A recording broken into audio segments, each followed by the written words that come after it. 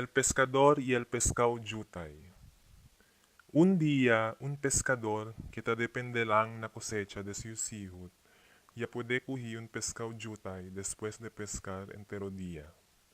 Este pescado bien pahipa, ya pidi que no kunele mata.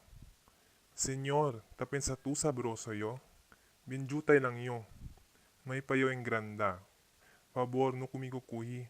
Pone kumigo otra vez na mar. Allá pronto yo ay queda grande y queda bagay pone na mesa del mga rico. Entonces ay puede tú conmigo cuyolet y saca grande provecho desde conmigo. Y responde el pescador, bien estúpido gatio si ay deja yo perder cosa yuta y chenio para sacar cosa que no hay pa yo. El moral de esta historia, numa abandona el cosa segurao ya para sacar el hindi pa segurao.